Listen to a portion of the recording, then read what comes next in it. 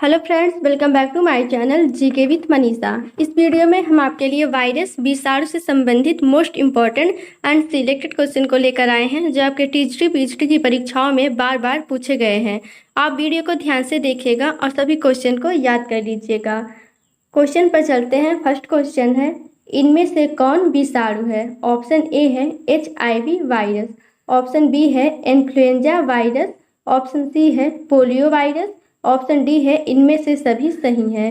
Friends, विषाणु को ही English में वायरस कहते हैं। HIV भी एक वायरस है जो एड्स रोग का है, इन्फ्लुएंजा वायरस है जो जुकाम का होता है, पोलियो वायरस जो पोलियो रोग का होता है। इसलिए ये सभी वायरस है। इसका राइट आंसर ऑप्शन डी होगा।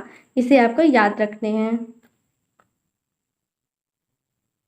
अगला क्वेश्चन है, विषाणु का अंग्रेजी शब्द क्या होता है? ऑप्शन ए है वायरस, ऑप्शन बी है कोशिकीय, ऑप्शन सी है अकोशिकीय, ऑप्शन डी है वायरस। इसका राइट आंसर होगा ऑप्शन डी, वायरस होता है। वायरस को हिंदी में विषाणु कहते हैं। यह वायरस गलत है। और कोशिकीय अकोशिकीय ये तो गुण में आते हैं। इसे आपको याद रखने हैं। अगला मोस्ट इम्पॉर्टेंट क्वेश्चन है, इनमें से कौन विषाणु के गुण हैं? ऑप्शन ए है विषाणु अकोशिकीय होते हैं, ये सही है। ऑप्शन बी है विषाणु को इलेक्ट्रॉन सूक्ष्मदर्शी द्वारा देखा जाता है, ये भी सही है। ऑप्शन सी है विषाणु जीवित कोशिका के बाहर सुषुप्त अवस्था में हजारों साल तक रह सकते हैं, और जब भी इन्हें जीवित कोशिका मिलती है तो ये जीवित हो जाते हैं। फ्रेंड्स, एक वेरी इंपॉर्टेंट है, इस गुण को आपको याद रखना है। ये भी सही है, यानी इसका राइट आंसर होगा ऑप्शन डी, इनमें से सभी सही हैं। अगला क्वेश्चन है, इनमें से कौन विषाणु के गुण हैं? क्वेश्चन सेम है बट ऑप्शन अलग है, इसलिए आपको इसे भी ध्यान देने हैं। ऑप्शन ए है विषाणु अकोशिकीय होते हैं, ये तो सही ही है। ऑप्शन बी है विषाणु का आकार जीवाणु से छोटा होता है, ये भी सही है, यानी जो वायरस होते हैं वह बैक्टीरिया से छोटे होते हैं। ऑप्शन सी है विषाणु में निर्जीव की भांति क्रिस्टल के रूप में संग्रह कर सकते हैं, ये भी सही है, यानी इसका भी राइट आंसर होगा ऑप्शन डी, इनमें से सभी सही हैं। क्वेश्चन वेरी इंपॉर्टेंट है फ्रेंड्स, आपको याद रखने हैं। अगला क्वेश्चन है, परपोषी प्रकृति के अनुसार विषाणु जो होते हैं वह 3 प्रकार के होते हैं, उनके नाम बताइए वह क्या क्या होते हैं। ऑप्शन ए है पादप विषाणु होते हैं, ऑप्शन बी है जंतु विषाणु होते हैं, ऑप्शन सी है जीवाणु भोजी होते हैं, यानी इसका भी राइट आंसर ऑप्शन डी होगा। ये तीनों सही है। परपोषी प्रकृति के अनुसार विषाणु जो होते हैं या वायरस 3 प्रकार के होते हैं, पादप वायरस, जंतु वायरस, जीवाणु भोजी वायरस। इसका राइट आंसर ऑप्शन डी होगा, आपको याद रखने हैं। अगला क्वेश्चन है, विषाणु या वायरस अति सूक्ष्म होते हैं जो केवल जीवित कोशिका के वंश में वृद्धि करते हैं। इसका राइट ऑप्शन ए है अकोशिकीय, बी है एक कोशिकीय और सी है बहुकोशिकीय। ऑप्शन डी है इनमें से कोई नहीं। इसका राइट आंसर है ऑप्शन ए अकोशिकीय, यानी विषाणु जो होते हैं वह अकोशिकीय होते हैं, जो आप ऊपर की क्वेश्चन में गुण में पढ़े होते हैं। इसलिए विषाणु व कोशिकीय अति सूक्ष्म जीव होते हैं जो केवल जीवित कोशिका के वंश में वृद्धि करते हैं। इसे आपको याद रखने हैं।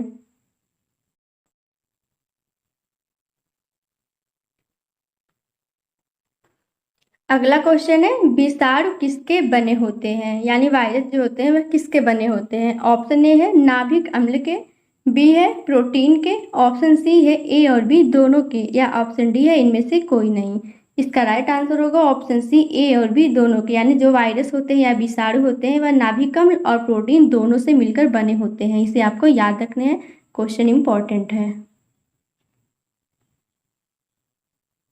अगला मोस्ट इंपॉर्टेंट क्वेश्चन है फ्रेंड्स, आपको ध्यान देने हैं। विषाणु किसमें पुनरुत्पादन करता है या विषाणु किसमें पुनरुत्पादन है? ऑप्शन ए है सजीव में, ऑप्शन बी है निर्जीव में, ऑप्शन सी है सजीव निर्जीव दोनों में, ऑप्शन डी है इनमें से कोई नहीं। इसका राइट आंसर होगा ऑप्शन ए सजीव में। आप ऊपर के गुण में पढ़े हैं विषाणु के, जो विषाणु होते हैं वह जीवित कोशिकाओं को पा करके जीवित हो जाते हैं, इसलिए विषाणु जो होते हैं वह सजीव कोशिकाओं में पुनरुत्पादन करते हैं, आपको याद रखने हैं। अगला है, जब कोशिका किसी जीवित कोशिका में प्रवेश करता है, यानी जब कोशिका जो होती है वह किसी जीवित कोशिका में प्रवेश करती है तो वह कोशिका के मूल आरएनए एवं डीएनए की जेनेटिक संरचना को अपनी किस में बदल देता है? ऑप्शन ए है जेनेटिक सूचना में बदल देता है, या ऑप्शन बी है सजीव में बदल देता है, या ऑप्शन सी है निर्जीव में बदल देता है, या इनमें से कोई नहीं। इसका राइट आंसर होगा ऑप्शन ए जेनेटिक सूचना। यहाँ पर क्वेश्चन समझिए फ्रेंड्स, जब कोशिका किसी जीवित कोशिका में प्रवेश करता है तो वह कोशिका के मूल आरएनए और जो डीएनए होते हैं उनकी जेनेटिक संरचना को अपनी जेनेटिक सूचना में परिवर्तित कर देता है या बदल देता है। क्वेश्चन इंपॉर्टेंट है, आपको ध्यान देने हैं। अगला क्वेश्चन है, डॉक्टर एडवर्ड जेनर द्वारा 1776 में किस विषाणु या किस वायरस का पता लगाया गया था? ऑप्शन ए है चेचक का टीका, ऑप्शन बी है कोविड-19, ऑप्शन सी है टीबी का टीका, या इनमें से कोई नहीं। इसका राइट आंसर होगा ऑप्शन ए चेचक का टीका। यानी डॉक्टर एडवर्ड जेनर ने 1776 ईस्वी में विषाणु या वायरस के टीके की खोज किए थे, आपको याद रखने हैं। अगला क्वेश्चन है, चेचक के टीके का आविष्कार किस वैज्ञानिक ने किया था? ऑप्शन ए है एडवर्ड जेनर, बी है आर्यभट्ट, सी है एडम स्मिथ, डी है ग्रेगर मेंडल। इसका राइट आंसर होगा option A Gregor Edward Jenner. यानी चेचक के जो टीके का आविष्कार है वह एडवर्ड जेनर के द्वारा 1776 ईस्वी में किया गया था। यानी इसके वैज्ञानिक एडवर्ड जेनर हैं, आपको याद रखना है, आप ऊपर के क्वेश्चन में भी पढ़े थे। अगला मोस्ट इंपॉर्टेंट क्वेश्चन है, मोज़ेक शब्द का संबंध किससे है? केला का पत्ता, आम का पत्ता, तंबाकू का पत्ता, या इमली का पत्ता? राइट आंसर होगा ऑप्शन सी तंबाकू का पत्ता। यानी मोज़ेक जो होता है वह तंबाकू में होने वाला एक रोग है, इसलिए इसका संबंध तंबाकू के पत्ते से होता है। क्वेश्चन इंपॉर्टेंट है, आपको याद रखने हैं। टोबैको मोज़ेक वायरस से होता है।